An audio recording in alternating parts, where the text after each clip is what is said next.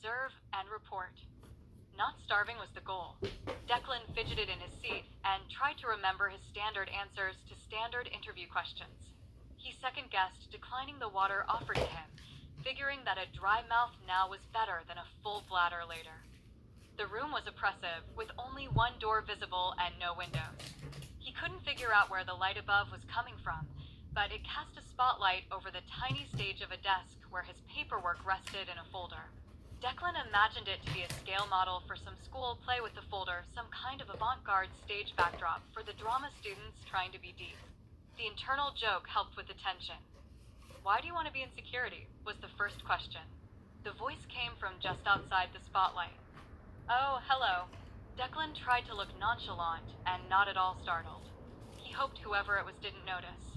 "Thank you for seeing me today. I heard that there were many entry-level openings, and security seems to be a solid industry." "I see," said the voice as their hand picked up the folder. "Declan, is it?" "Yes," Declan paused. "How should I address you?" "Oh, Sergeant will do," the interviewer said with a small laugh and sat down across from Declan. Person was the only way you could describe them. He wasn't sure if it was a man or a woman in front of him. He was pretty sure they were human, at least originally. The name wasn't any indicator either, Moshberg. The best description is toad-like. Shiny, mottled white and pink skin covering the husky frame, the jowls, and a roll of fat on the back of the neck, all of it quite typical of someone who has been in the profession of mayhem and been idle for too long. This was a person who you hoped you never saw angry. "Tell me about your last job at the warehouse, right?" "Well, they decided to go with non-living persons, and I like being alive," Declan said, trying to sound relaxed. "The warehouse was phasing in the undead, NLPs. I felt it was time to move on. Everything that wasn't undead wasn't working there anymore. There was still a crew of low-level management, and he decided it was time to leave after the initial rollout ended with more than a few people getting eaten."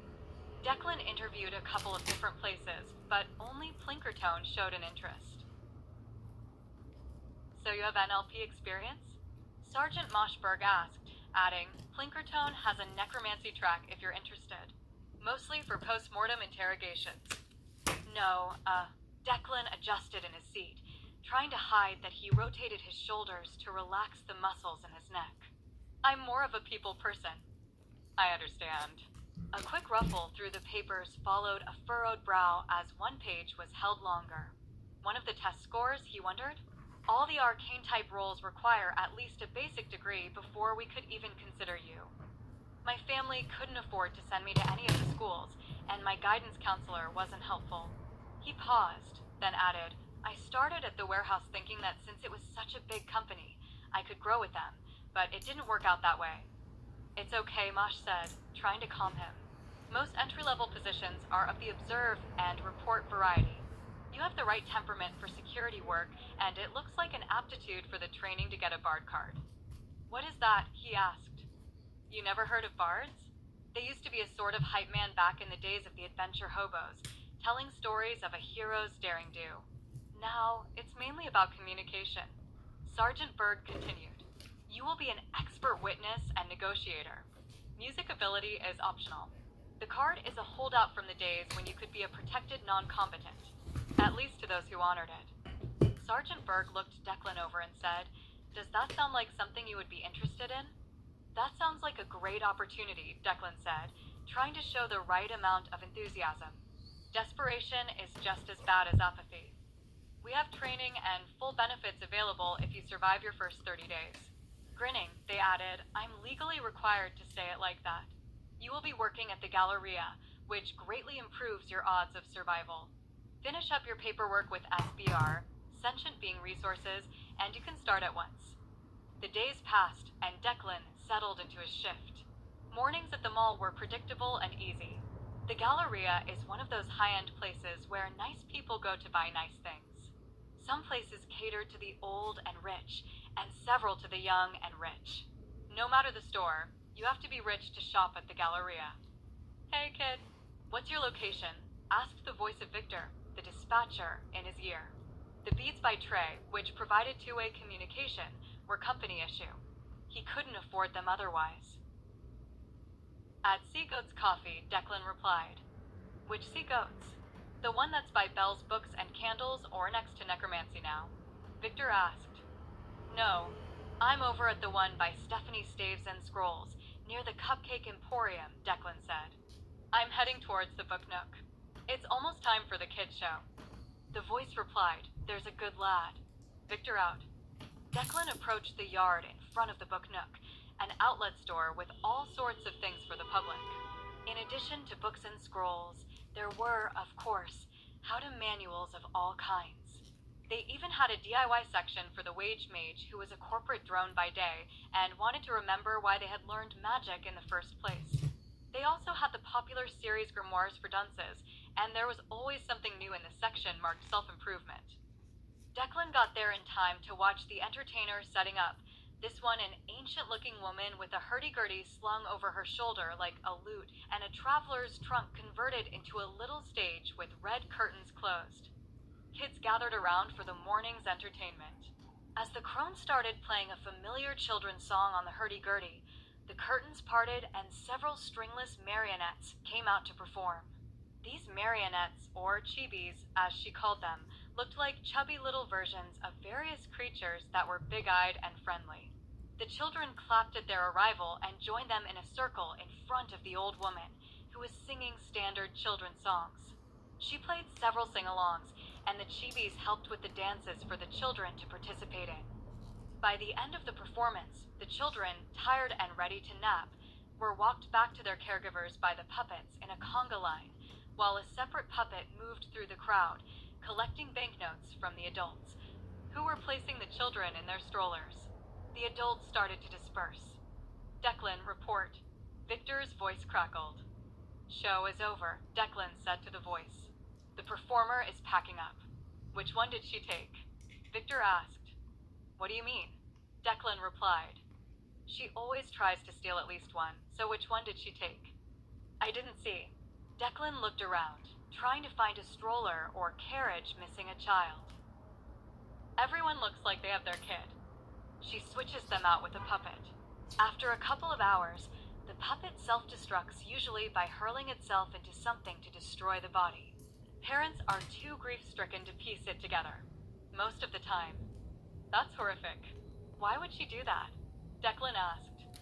To eat them, of course, Victor responded. You have to find out which one. Return the child without anyone noticing, otherwise, you are going to have a situation on your hands. I have questions, Declan started, but Victor cut him off. You don't have time. Find the child. Now. Victor's voice crackled in his ears. Who? Declan looked at the group and started to panic. He forced himself to breathe, slow and deep, until he got his focus back. Since he couldn't figure out who it could be, he began eliminating those it couldn't be. Relaxing his gaze, he looked at the crowd as a whole scene, not just a gathering of individuals. Time to eliminate the variables. He started with the easiest clusters. There's no way it could be the lone orc child. White-collar orc dad is too devoted, never leaving the child's side. Orc dad is a model citizen in every sense, his clothes neat and pressed, his hair close-cropped, and his trade markings are all clerical and administrative sigils in neat, clean tattoos. Probably a human-sounding name. He's civilized almost to the point of being a parody, an ambassador of his people, trying to prove that horde integration is more than just the laborer and servant classes. He's every inch a warrior, fighting ignorance and fear by being exemplary. This is why he's a stay-at-home parent, fighting on the home front. His mate must be stunning. Their kid is adorable. If his child was human, he would be labeled spirited and indulged, but since he's an orc, he's already considered a problem child in the nicer parts like the Galleria. Next would be the trio of the orc mom of two humans. She's not as crisp as the daddy-o, but just as fiercely protective. She let them play, but was always close by. No matter who birthed them, those were her kids. Declan wondered what the story was there. Orc Mom was bigger than the rest of the crowd, wearing capris, minimal jewelry, and hair in a loose braid. The poet's shirt opened showing throat and chest tattoos that he couldn't place the type of skill, but her friendly demeanor and knowledge of the songs and dances and participation told Declan all he needed to know. Assuming the decoy was like the others, it probably wouldn't be able to eat, so any snacking children would be safe. He didn't think it would be any of the Elven Daycare's kids. The elves were too professional to let anything happen to those in their care. The safety tabards the kids were probably enchanted with a few safety cantrips.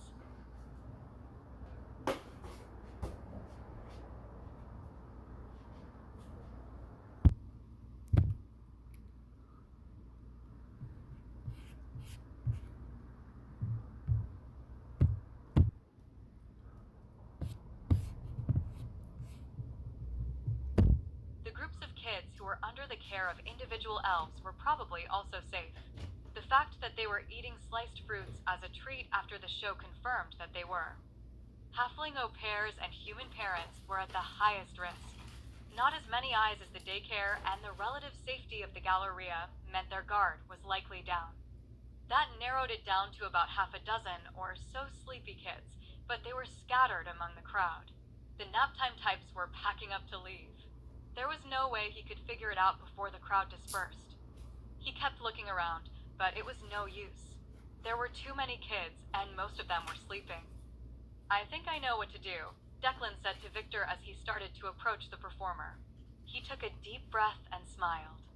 "Great performance," Declan said, handing over a banknote. The kids looked like they had a great time. "You seem like someone who loves children." "I sure do," the crone said, smiling a big toothless grin. "The precious little darlings are such a treat." "Well, I need you to return the one you took." "I don't know what you're talking about, young man," she said a little too quickly. "I'm trying to be nice," Declan said flatly. "Return the child." "Why I never."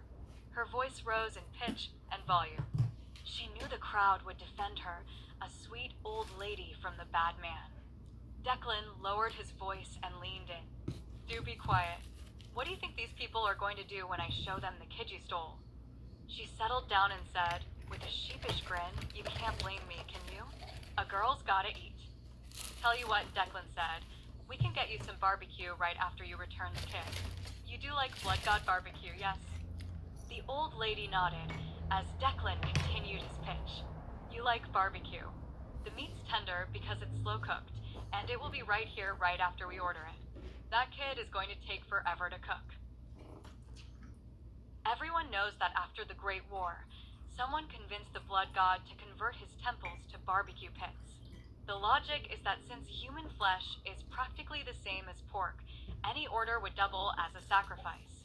Coupled with the infernal gift of prophecy, the orders show up almost immediately. Their popularity has resulted in barbecue temples everywhere. "Can I get a suckling pig?"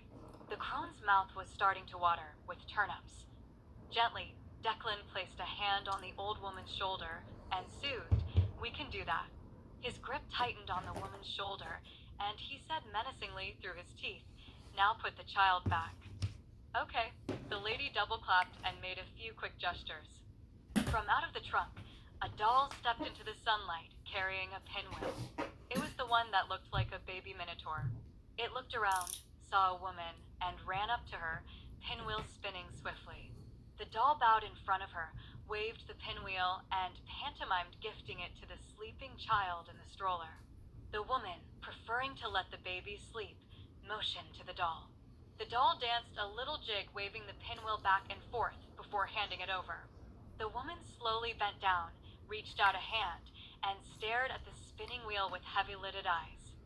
The puppet then darted over to the sleeping toddler, climbed into the seat, and after a moment, shook itself down out of the stroller. It clapped twice, and the mother roused up and smiled, waving as the puppet returned to the trunk. As soon as the trunk closed, Declan cleared his throat and formally requested 1 suckling pig, 1 order of turnip chips, and 1 frothy for dessert. He winked at the old woman. As soon as he had finished the request, a delivery person showed up behind him seemingly out of nowhere with the order. Declan signed the receipt book and tipped a couple of notes to the lanky young delivery person, who grunted and disappeared into the crowd. The crowd settled, and it was time to go and check the back of the stores for the deliveries by the Teamsters, Trolls with their human or orc handlers on their wide-tired mono wheels. Good job. Victor's voice came through, reassuring. Why do we let her perform if she steals kids? Declan asked. Victor let out a breath. She's easy to catch. Nobody's noticed anything, and the kids love her show. I do get reimbursed, right? Declan asked. As long as you got a receipt, Victor replied. The end.